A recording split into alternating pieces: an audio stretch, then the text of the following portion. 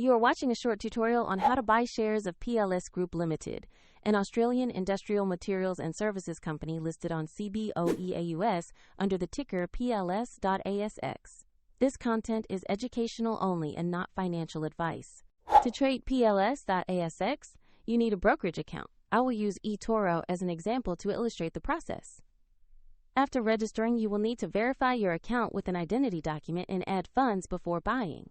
Use the platform search bar and type PLS.ASX to locate PLS Group Ltd. Choose the result that explicitly shows the CBOE AUS listing to ensure it's the correct stock. On the stock page, you will find a short company summary and the price chart showing recent market movement.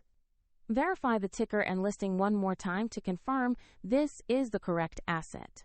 To place an order, click Buy or Trade, enter the amount you want to invest, review fees and order details, then confirm the order.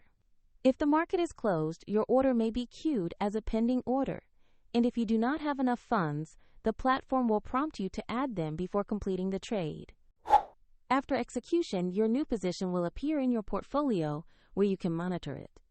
A sample eToro link is provided in the description if you want to follow the same process.